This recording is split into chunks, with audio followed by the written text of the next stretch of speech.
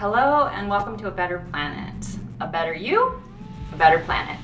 I'm your host, April Rogers-Peterson. I'm joined by some incredible individuals today. We're going to be talking about money and finances.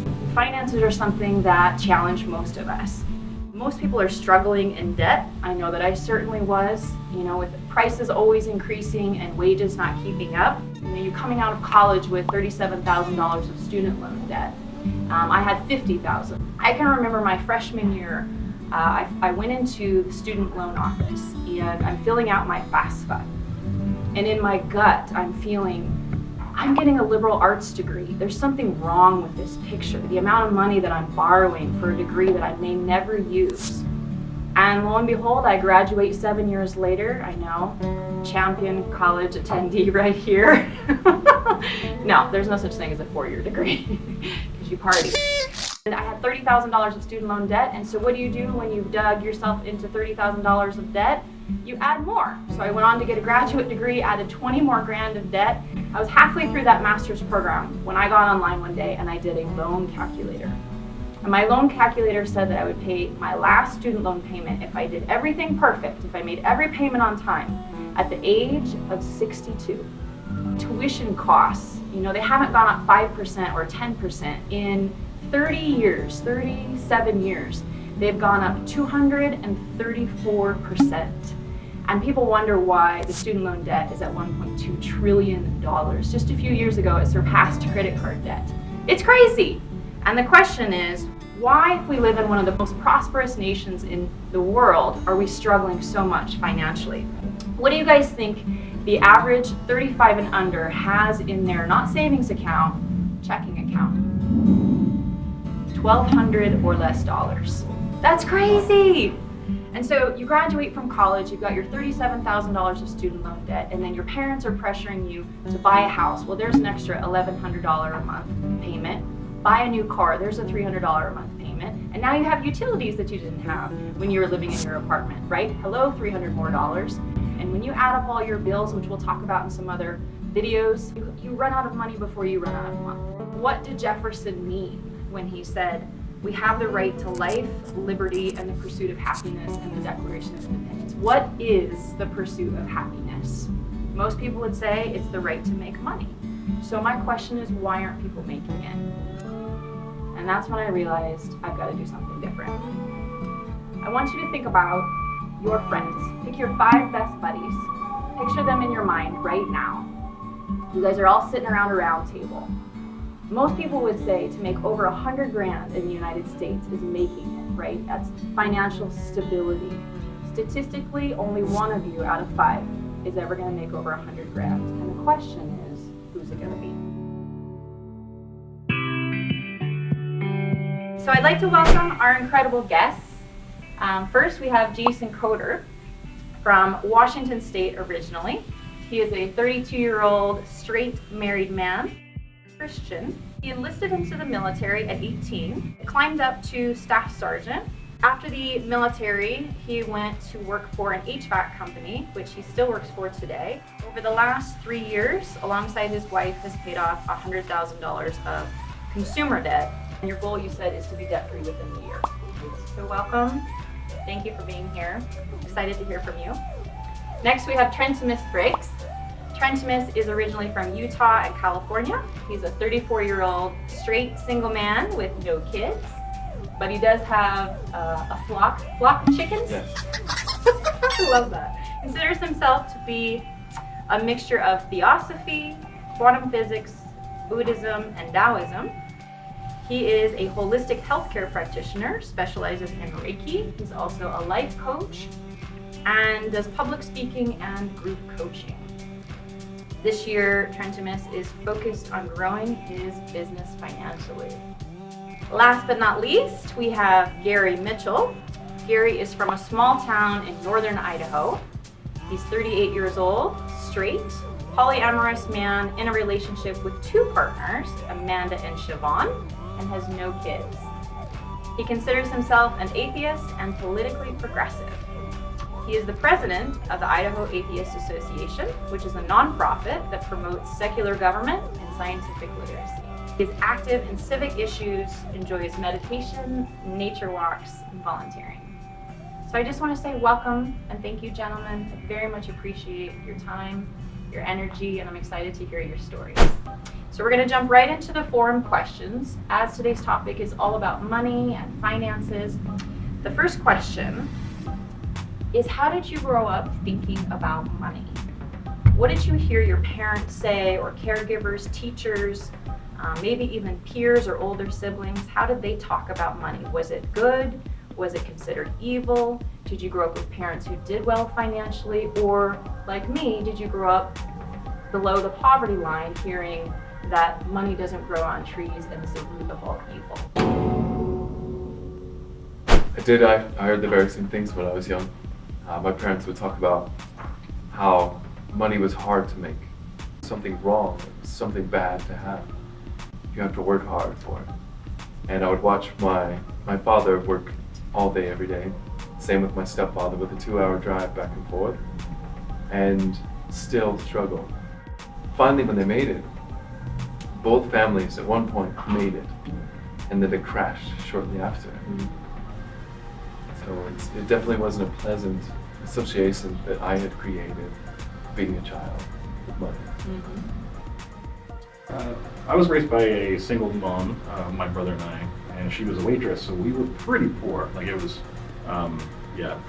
money was, if it wasn't available at all, it was usually cash, right? Waitresses most of them do chips. Sure. And in a small town on top of that, I would say my family was very much tainted by the depression. That was like that, still the mindset that everyone had. But there was never really, there was cussing and money, I think, and nothing really above that. Like, it was super hard to come by. It was rare, and we didn't really have, there was no pleasure in money whatsoever. So if anybody had bought something, it was never like a pleasurable item. It was always necessities and nothing above that. How do you believe that the media portrays people who make money? You know, I think of movies like The Wolf on Wall Street, right, or Jerry Maguire. How do you feel or believe that the media influenced you growing up in regard to finances? I think that the way media portrays finances is very polarized. You have the people who have great finances, who have all the things you want in the world and create a lot of desire to be that way. And some of them do it in an honest way, and some of them obviously don't. And I think that the ultra rich or the super rich are portrayed as more criminals or dishonest. And how that affected me growing up is that I saw people living with luxury. I saw people having the cars they wanted that I always dreamed of. And I saw people having the clothes that fit them the right way and that felt good and looked good. You see what money can get you, and then you see where you're at, and it creates a distance, feeling that you're going to find happiness when you reach the goal of financial stability or financial excess. Oh, what's interesting is I hadn't even thought of that until you asked. And I'm almost 35 years old, as we said. And during the time that I was growing up, there was a lot of Tom Cruise, a lot of stars. And there wasn't the Elon Musks that we have now, and Bill Gates. It was portrayed that if you had to be good looking, charming, or an athlete. It was never relatable. Why do you think that the government, society, parents, friends call student loans good debt? With student loans at $1.2 trillion now, surpassing all other consumer debt, why are they still calling them good debt? Say, from what I understand of the government, they do what's in their best interest, not necessarily for the best interest of the people. I went to school for 2 years. 2 years. Didn't even get my associate's degree by that point. Was $30,000 in debt. Let me add a follow-up question. Were you guys pressured by friends, family, peers, or older siblings to go to college? I wouldn't say pressured myself. I think there was a certain expectation, though. It just, if you didn't want to be stuck in a small town Sure. with kind of a remedial job, yeah, you pretty much had to. I was given an option when I was in high school. I was given 3 options, and it was join the military, go to college, or find a job. And when I got in the military, I received a lot of pressure from my superiors and also from my dad to take advantage of free education. And to me, education was just not something I saw value in traditional sense. And I just saw that from my experience in high school, you learn things that aren't really applicable to getting farther ahead in life. It was more life pressure. No one in my family had gone to college, no one. And I remember growing up not really even knowing who I was, let alone what I wanted to do. Yeah. And so I was being pressured to go to college from more social pressure. But I'm like, I don't even know what I want to do. So what am I going to choose? So finally, I'm like, you know what? I don't like people very much. And this is back when I was 23, completely different now. I'm like, I'm going to work on computers. That way I don't have to be around people very much. So that was really... So that worked out for you. Yeah. What is the dumbest financial mistake you have ever made?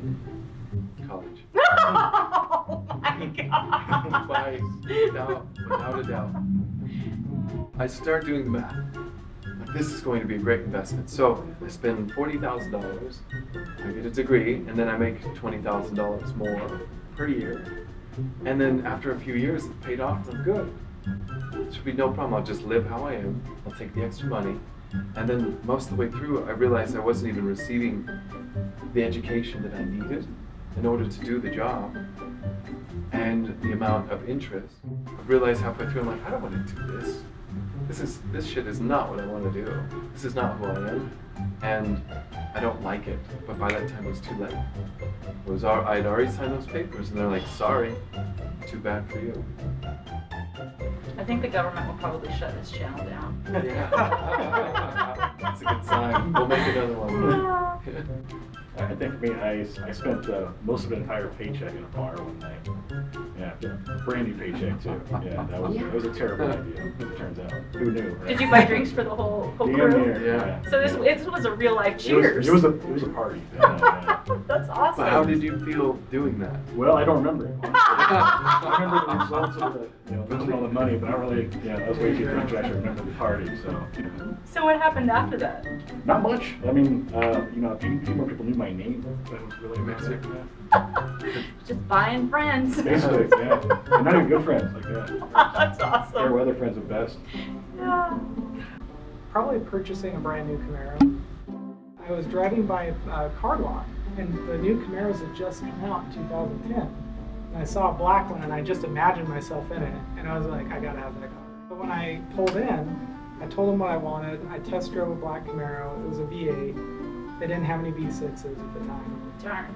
And so they told me, here's what you can get. We can't finance you for the racing stripes and the extra stuff because you don't have enough money, but we'll give you a $33,000 loan. So I purchased a brand new Camaro, loved it, thought it was the coolest thing in the world. And then, Chick magnet. yeah. And then once I got out of the military, I realized, oh no, this $500 a month payment is sucky. Yeah. And then when I sold it 6 years later for $10,000, that stung a bit. So there was no investment value in it either. So it wasn't like it was returning any money to me. Sure. It was just a pure loss of $20,000. Mm-hmm. How'd your dad feel about that one? I didn't tell him, and then when I finally did, he's like, "Oh, that's awesome, good job." Wow. He's like, "You gotta have a car loan." Gosh, I feel nauseous just listening to the story. What's been the best financial move you've made? I've invested in becoming a life coach and doing this internationally. And on a practical level, when you say you invested in, did you mean like you hired a coach? Yeah. And now you're receiving financially? Yes. Okay. Yes. I invested $333 to do a live stream boot camp in Amber Valdez, and by the end, I did one video that's created almost $10,000. Wow. So I knew that's a good return on investment. That's a great return. Yeah. So I took $4,000 of that, invested into what's called the next level coaching, and they guarantee in 2 months' time, by the end of it, you will have everything needed to have the capacity to make 6 figures a year as a coach. And being 3/4 of the way through it, I absolutely 100% believe. I bet that was scary though, right? To lay down money. Yes. Especially when I didn't have it at the time at all. I was having bill collectors call, 72-hour notices on the door. And I knew that this was everything I had, but I knew I needed to do something different. Okay, our final question is, what advice would you give to millennials? As many of you know, YouTube is dominated by the under 35 group, and one of the most clicked on topics is money. Everyone wants to know how to make it, know how to keep it. What would you say, looking back, if you could have a conversation with your 18-year-old self around finances, what would you say to him? Me personally, I would tell them, take a financial education course. For me, that course was actually reading a book by Dave Ramsey, Total Money Makeover, because my whole life my dad had just told me to save money. And that it made all the difference in the world. And I think the second thing I would say would be to find a mentor or a coach who isn't just wealthy, but has created wealth, maintained it, and has the results that they want. Somebody to bounce ideas off of or get feedback from. I would tell myself, get a coach. Don't buy the Camaro. Yeah. Save, get a coach, believe in yourself. Oh. Well, I just want to thank you, gentlemen. I really, really appreciate your time, appreciate you showing up and sharing your stories, and I hope that whoever watches this can take a lot away from what you've shared. Every YouTuber says, please subscribe to my channel, so I am not going to say that. But what I will say is if you want to be part of the Millennials Millionaire Club, you should subscribe. And if you want to be broke the rest of your life, don't. But either way, please become your best self, because a better you equals a better planet.